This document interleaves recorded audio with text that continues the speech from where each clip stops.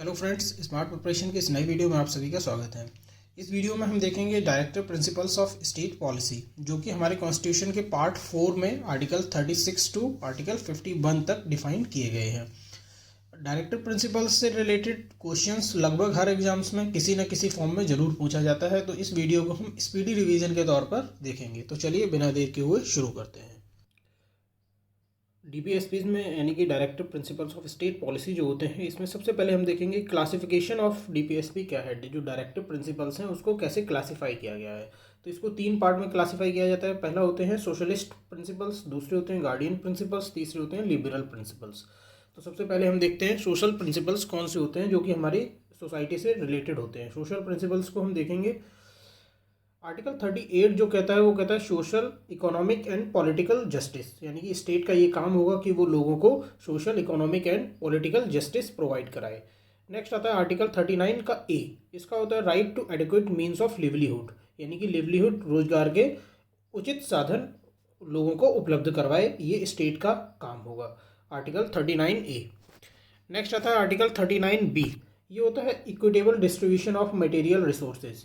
Equitable distribution of material resources, ये अभी 2021 के एग्जाम में ये क्वेश्चन पूछा गया था। आर्टिकल 39 बी 2021 का पीसीएस एग्जाम में, यूपी पीसीएस एग्जाम में ये पूछा गया था कि equitable distribution of material resources किस आर्टिकल के अंतर्गत आता है। तो ये 39 बी होता है। आर्टिकल 39 सी होता है prevention of concentration of wealth, यानी कि धन का संचय किसी एक व्यक्ति के पास ना हो। Prevention of concentration of wealth, article 39 C.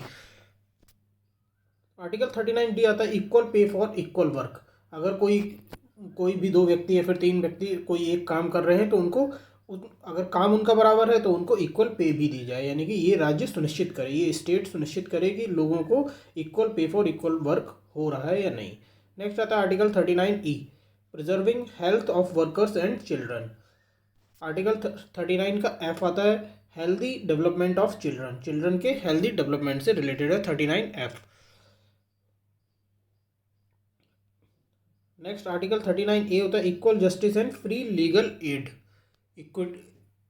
Equal justice and free legal aid. Next आता है आर्टिकल 41। आर्टिकल 41 ये भी काफ़ी इंपॉर्टेंट है और कई बार एग्जाम्स में रिपीट किया गया है कि ये राइट टू वर्क होता है, to education and public assistance in certain cases. Right to work, right to education and right to public assistance in certain cases, ये होता है आर्टिकल 41। आर्टिकल 42 होता है just and human conditions to work and maternity relief. ये भी कई बार एग्जाम्स में पूछा गया है कि मैटरनिटी रिलीफ जो वुमेंस को प्रोवाइड की जाती है वो किस आर्टिकल में कवर होती है। तो ये आर्टिकल 42 में कवर होती है। नेक्स्ट देखते हैं आर्टिकल 43 होता है।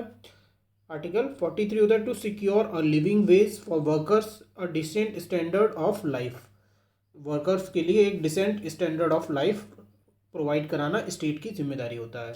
आर्टिकल 43 ए होता है participation of workers in management of industries. ये काफ़ी इंपॉर्टेंट है और ये कई बार एग्जाम्स में यानी कि यूपी पीसीएस या फिर स्टेट पीसीएस के एग्जाम्स में ये पूछा जाता है। 43 A participation of workers in management of industries. कोई भी इंडस्ट्री के मैनेजमेंट में वर्कर्स का पार्टिसिपेशन होना ये किस आर्टिकल के अंतर्गत आता है। आर्टिकल 43 ए होता है ये।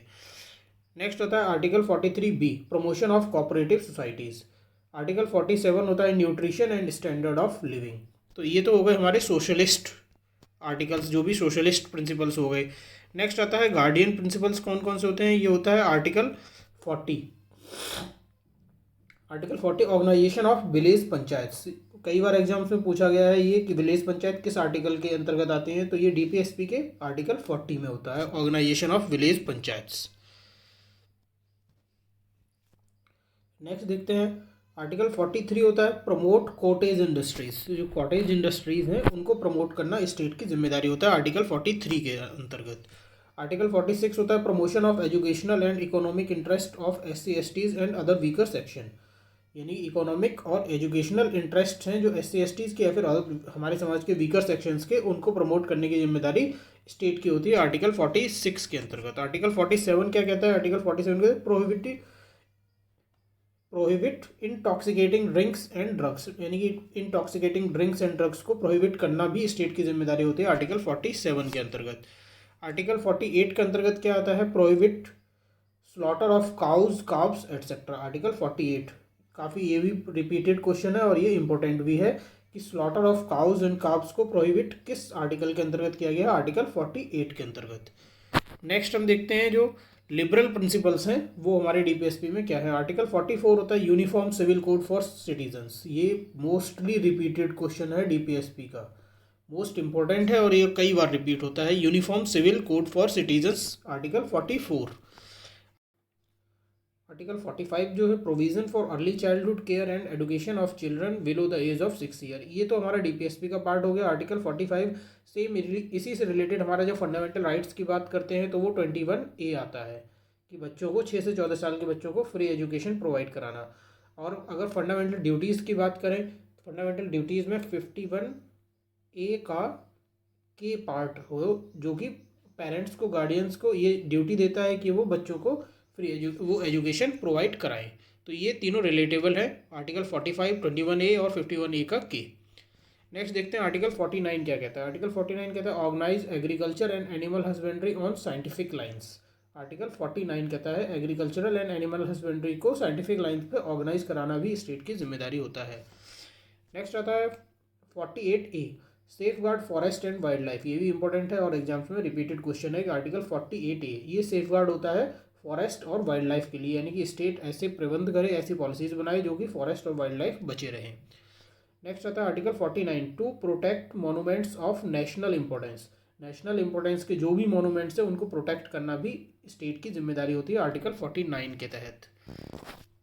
नेक्स्ट आता है article 50 separate and objects of judiciary from executive. ये भी मोस्टली रिपीटेड क्वेश्चन है। जुडिशरी के ऑब्जेक्ट, जुडिशरी और एग्जीक्यूटिव जो भी होगा उस जो हमारी इंडियन जुडिशरी है और इंडियन एग्जीक्यूटिव जो है यानी कि पार्लियामेंट जो है, इनके ऑब्जेक्ट्स को सेपरेट किया जाना। नेक्स्ट आता है आर्टिकल 51। ये भी मोस्टली इंपॉर्टेंट है, काफ़ी इंपॉर्टेंट है और ये मोस्टली रिपीटेड क्वेश्चन है कि promotion of international peace and security. Article 51 promotion of international peace and security.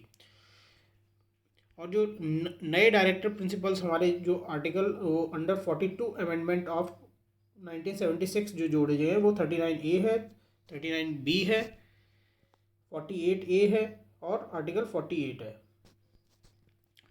अब हम देखते हैं जो हमारे डीपीएसपी से रिलेटेड जो भी विवाद रहे हैं, जो केसेस रहे हैं, वो भी कई बार एग्जाम्स में पूछे जाते हैं। तो ये चंपाकरण दोराईराजन केस था 1951 का, ये फर्स्ट केस हुआ था चंपाकरण दोराईराजन केस। ये भी डीपीएसपी से रिलेटेड था। इसमें यह कहा गया था कि fundamental rights could be amended for implementing of DPSPs, यानी कि जो डायरेक्टिव प्रिंसिपल्स हैं इनको इम्प्लीमेंट करने के लिए फंडामेंटल राइट्स को अमेंड किया जा सकता है। ये पहला केस हुआ था, इसमें ये डिसीजन हुआ था।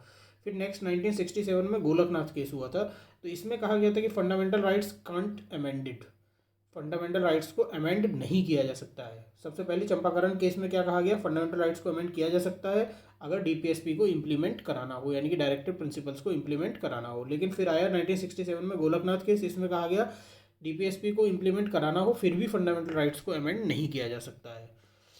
फिर 1971 में हमारा 24th अमेंडमेंट आया, कॉन्स्टिट्यूशन का 24वां संविधान संशोधन आया, जिसमें कहा गया कि fundamental rights can be abridged, fundamental rights को एब्रिज किया जा सकता है।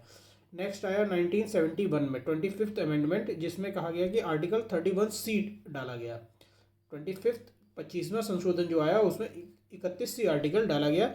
इसमें कहा गया कि no law implementing article 39B and C shall void on ground of article 14, 19 and 31। नेक्स्ट 1973 में केशवानंद केस आया और इसने आर्टिकल 31C को नेग्लेक्ट कर दिया। और जो सबसे लास्ट में डीपीएसपी और फंडामेंटल राइट्स से रिलेटेड जो केस आया वो था 1980 में मिनर्वा मिल्स केस, और यही सबसे इंपॉर्टेंट है अभी।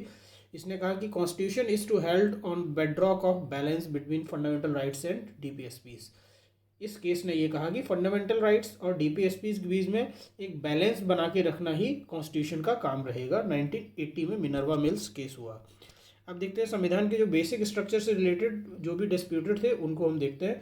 सबसे पहले 1951 में शंकरी प्रसाद केस आया।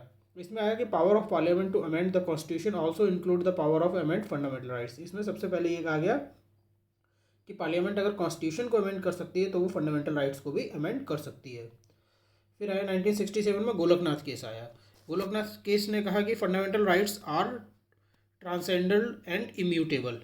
सो पार्लियामेंट कांट एब्रिज और take away any fundamental right, यानी कि गोलकनाथ केस में कहा गया कि पार्लियामेंट किसी भी फंडामेंटल राइट को ना ही छोटा कर सकती है और ना ही ले सकती है।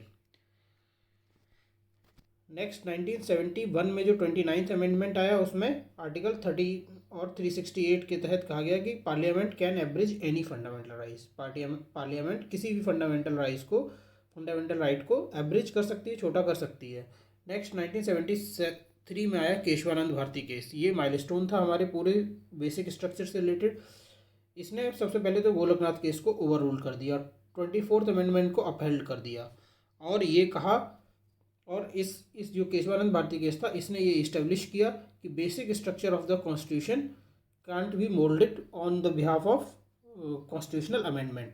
कोई भी कॉन्स्टिट्यूशनल अमेंडमेंट होगा उसमें बेसिक स्ट्रक्चर कॉन्स्टिट्यूशन का नहीं छेड़खानी होनी चाहिए।